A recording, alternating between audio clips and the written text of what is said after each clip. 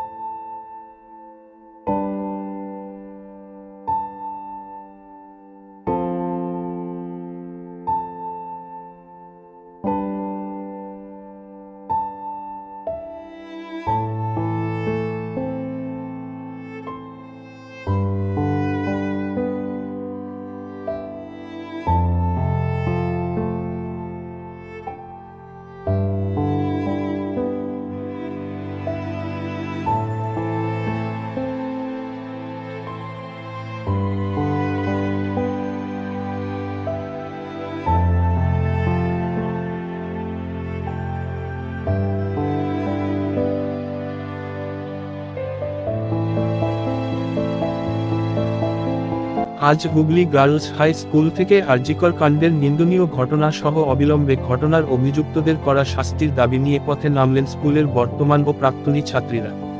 School শেষ করে তারা সকলে আজ বর্তমান এবং প্রাক্তনী ছাত্রী সহ শিক্ষিকারাও পামেলা নেই প্রতিবাদী মিছিলে। মিছিল থেকে প্রতিবাদী গান ও স্লোগানও শোনা যায় ছাত্রী এবং শিক্ষিকাদের গলায়।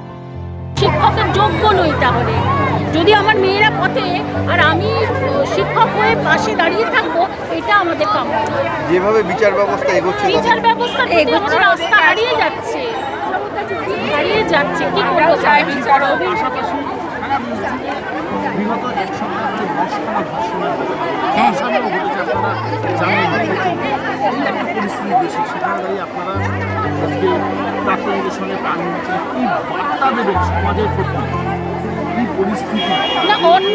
অন্যায়ের বিরুদ্ধে তোমরা থাকো।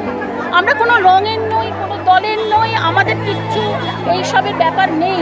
আমরা আমার সন্তান সম ছাত্রছাত্রীদের পাশে আমরা থাকবো।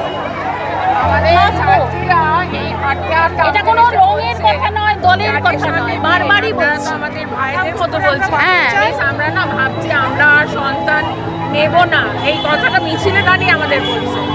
একটা মেয়ে সন্তান হলে তাকে মানুষ করবে, তার সিকিউরিটি কোথায়? নিরাপত্তা তো সরকার দেবে। প্রজন্ম এই ছাত্রীরা আমাদের কাছে এই বার্তা দিচ্ছে, দিদিমণি বিয়ে দেওয়া করবো না, সন্তান নেব না, সেই সন্তানকে রাখতে পারবো না। দর্শকরা শাস্তি পাক, দৃষ্টান্তমূলক শাস্তি পাক, হোক, কিন্তু শাস্তি হোক। আজকে আপনারা পা মিলিয়েছেন প্রাক্তনীদের ডাকে। একদম, আমরাও প্রাক্তনী, বহু বছর আগে চলে গেছে। আমরা ভাবতে লজ্জা করছে, স্বাধীনতার এত বছর পরেও আমাদের আজকে কেন নিরাপত্তার দাবিতে পথে নামতে হচ্ছে? কিসের জন্য? কাদের জন্য? কাদের লুকোনো হচ্ছে? কাদের আড়াল করা হচ্ছে? কাদের আড়াল করা হচ্ছে? ধর্ষকদের কোনো জাত নেই, ধর্ষকদের কোনো জাত নেই। সব সারা দেশে এরকম দেশ জুড়ে হচ্ছে, কেন হবে? কেন বহু ঘটনা কেন হবে নারীদের মধ্যে? কেন তারা এত বছর পরেও এরকম জাস্টিসের জন্য পথে নামবে? কেন কেন হয় না? পথে নামতে বাধ্য হচ্ছি আজকে আমরা। যেখানে না নামলে, মেয়েরা যদি না নামে, তাহলে প্রচুর এটা মানে খুবই দুঃখের বিষয়। মানে যদি না নামে মেয়েরা, এখানে নামতে হতোই মেয়েদেরকে। এবং মেয়েরা কেন, সব ছেলেরাও নামছে আমাদের সাথে, কারণ এটা তো নামতে হতোই না। যে ঘটনাটা ঘটেছে এমন কিছু ভালো কিছু না, রীতিমতো ওটা দুঃখের ঘটনা একটা। এবং যে মেয়েটির সাথে এরকম হয়েছে, সে মেয়েটি রীতিমতো কষ্ট পেয়ে মৃত্যু পর্যন্ত হয়েছে। তার পাশে যদি আমরা না দাঁড়াই, কে দাঁড়াবে? আমাদের কিন্তু দাঁড়াতে হবে। এরকম সারা দেশে সব জায়গায় এই জিনিসটা নিয়ে এখন উৎসাহিত হয়ে সবাই উঠেছে ঠিকই, কিন্তু এরকম ঘটনা আগেও হয়েছে। আজকে এটা তো নতুন নয়।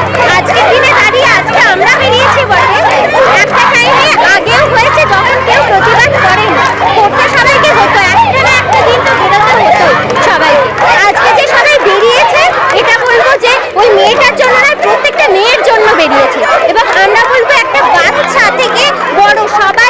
নিরাপত্তা দরকার, সেটার জন্য আমাদের বেরোনো।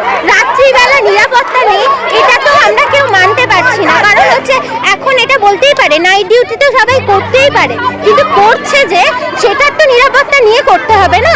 প্রত্যেকটা মানুষের জন্য, প্রত্যেকটা মেয়ের জন্য, প্রত্যেকটা বাচ্চার জন্য, বয়স্কদের জন্য, সবাইকার জন্য আজকে এটা বেরোনো। প্রত্যেকে মিলে ওই জন্য একসাথে হয়েছি, হুগলি গার্লসের প্রাক্তনীরা সবাই মিলে বেরিয়েছি, যাতে করে আমরা প্রত্যেকে এইটার বিরুদ্ধে রুখে দাঁড়াতে পারি। এবং প্রত্যেকে সবাই বাইরেরও অনেকে ইনভলভ হয়েছে, এখানে যুক্ত হয়েছে। ওই জন্য আমাদের এই ইয়েটা শুরু করা হয়েছে এবং শেষের দিকে এখন স্কুলের দিকেই যাবে। আপনাদের প্রাক্তনীদের সঙ্গে কি বর্তমানরাও যোগ দিয়েছে? বর্তমানরা বলতে পারবো না যোগ দিয়েছে, প্রাক্তনীরা যোগ দিয়েছে। শিক্ষা দপ্তর থেকে একটা নোটিশ জারি করা হয়েছে যে স্কুলের কোনো কেউ যাতে না যোগ দেয়। হ্যাঁ, ওই জন্য প্রাক্তনীরা জয়েন করেছে। কিভাবে দেখছেন? এটা তো প্রতিবাদ, এখন এরকম একটা নির্দেশিকা জারি করা, কি বলবেন? কি বলবো, প্রাক্তনী, সেই ক্ষেত্রে আপনারা কি বলবেন? এটা মেয়েরা হয়ে মেয়েদের পাশে দাঁড়াচ্ছে, এখানে তো আর কিছু বলার নেই। মেয়েরা হয়ে মেয়েদের পাশে দাঁড়াচ্ছে।